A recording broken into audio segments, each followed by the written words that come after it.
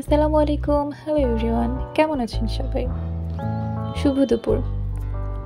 আচ্ছা, আপনাদের কি মনে আছে এই গাছটার কথা? অনেকদিন আগে আমি একটা গল্প বলেছিলাম। গাছের গল্প, কুঞ্জলতা গাছের গল্প। তো এটাই হচ্ছে সেই গাছ।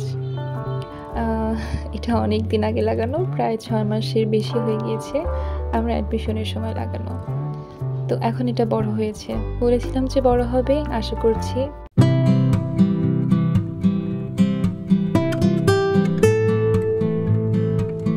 তো দেখেন দুপুরবেলার আকাশটা কি সুন্দর না, ঝলমলা। খুব ভালো লাগছিল। যদিও অনেক গরম ছিল, কিন্তু আকাশটা দেখে বেশ ভালো লাগলো। মন ভালো হয়ে গেল।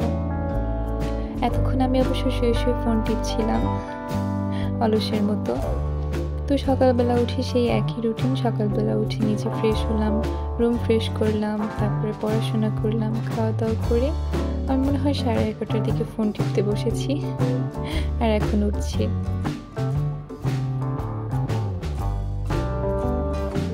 এখন উঠলে কি হবে? এখনও আমার ঘর গোছাতে হবে, কারণ বেডের অবস্থা খুব খারাপ। তাই গোসলে যাওয়ার আগে ভাবলাম যে বেডটা গুছিয়ে ফেলি।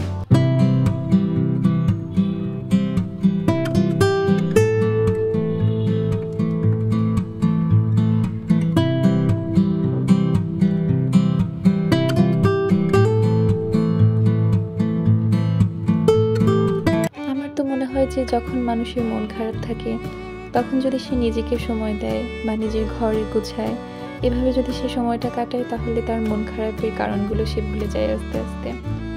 এমন অনেক সময় হয়, আমার সাথে হয়েছে অন্তত। আমার খুব মন খারাপ, দেখা গিয়েছে আমি এসে একটু চুলটা আঁচড়িয়েছি, মুখ ধুয়ে এসেছি, একটু মুখে ক্রিম মেখেছি, ঘরটা গুছিয়েছি। দেখা গেছে কিছুক্ষণের জন্য মনটা ভালো হয়ে গিয়েছে। আমার সাথে তো হয় এমন। আপনারা করে দেখবেন, আপনাদেরও এমন হতে পারে। আমার মনে হয় যে নিজেকে পরিপাটি রাখলে, নিজের ঘরটাকে গুছিয়ে রাখলে অনেক সময় খারাপ মনও ভালো হয়ে যায়। আগে তো আমি ছোটবেলায় আমার যখন মন খারাপ হতো, আমি তখন বসে বসে মেহেদি দিতাম, আবার সাজুগুজুও করতাম। এখন অবশ্য সাজুগুজু খুব কম করাই হয়। এখন ঘর গুছাই, নিজেকে সময় দিই মন খারাপ হলে। আর এই যে দেখেন, কথা বলতে বলতে আমার এখানে গোছানো হয়ে গেল।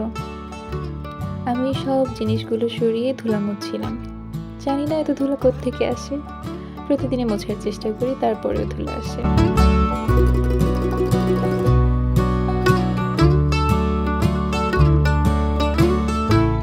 তো ওখানে সব কাজ শেষ করে আমি গোসলে যাওয়ার জন্য প্রিপারেশন নিচ্ছিলাম। আর এই জামাটা না, এটা আমি কিছুদিন আগে বানিয়েছি। এটা আপনি বানিয়ে দিয়েছে। জামাটার স্পেশালিটি হচ্ছে এটা একদম পাকিস্তানি কাটে বানানো, মানে একদম ঢিলা ঢালা। জামাটা আমার খুব ভালো লাগে। সাধারণত আমি জামায় লেস দিয়ে বানাই, কিন্তু এটাতে কোনো লেস দেইনি। এটা এমনি অনেক সুন্দর। জামাটা ওয়ান পিস ছিল। আমার কাছে তো খুব ভালো লেগেছে। তো গোসল শেষ করে আমি ছাদে গিয়েছিলাম আমার কাপড়গুলো মেলে দিতে। আর এখানে এই অপরিচিত ফুলগুলো কি সুন্দর হাওয়ায় দোল খাচ্ছে।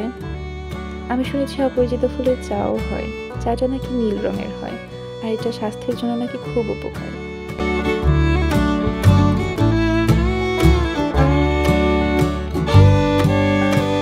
আর দেখেন কি অবস্থা। একটু আগেই দেখলাম ঝলমলা আকাশ, আর এখন ঝুম বৃষ্টি। এই তো আবহাওয়ার অবস্থা। সকালে ঝলমলা আকাশ, দুপুরে ঝুম বৃষ্টি। কিছুক্ষণ বারান্দায় দাঁড়িয়ে রইলাম, খুব ভালো লাগছিল। বৃষ্টি বিলাস করলাম আর কি। আর এই যে আমার কুঞ্জলতা গাছ, বৃষ্টিতে ভিজে টইটুম্বুর অবস্থা। এখন অবশ্য পানি দিতে হয় না, বৃষ্টি না হলে প্রায় প্রায় দিনে পানি দিতে হয়। আর পানি না দিলে দেখি যে গাছটা একদম মানে আধামরা হয়ে গিয়েছে, কি আবার পানি দিই। বৃষ্টি হলে গাছটা খুব সতেজ হয়, মানে প্রাণ ফিরে পাওয়ার মতো। খুব ভালো লাগে। ও, আপনাদেরকে একটা খুশির কথা বলি, আমার এই কুঞ্জলতা গাছে কড়িও এসেছে, ফুল ফুটবে। তো তারপরে বৃষ্টি বিলাস করে এসে আমি এখানে একটা মুভি দেখতে বসেছিলাম। মুভি না ঠিক, মানে এক্সপ্লেনেশন। তো এখানে এক্সপ্লেনেশনটা এমন ছিল যে এই ছোট্ট পিচ্চিটা, তারা দুই ভাই বোন, সে আর তার ছোট বোন। সে তার ছোট বোনের জুতা ঠিক করতে নিয়ে এসেছে। তো এখানে আলু কিনতে এসেছে, কালো একটা ব্যাগে সে সামনে রেখে আলু কিনতে এসেছে, কিন্তু ময়লাওয়ালা মনে করে যে এটা হয়তো ময়লার ব্যাগ, তাই মনে করে তার জুতাটা নিয়ে যায়। মানে একটা জুতাকে ঘিরে এখানে গল্প। তো এই গল্পের থেকে আমি শিখলাম যে আমাদের জীবনে এত কিছু চাওয়া না চাওয়া, কত কিছু চাই আমরা, অথচ এখানে একটা জুতার জন্য হাহাকার। তো অল্পতেই খুশি থাকা উচিত আমাদের, তাই না?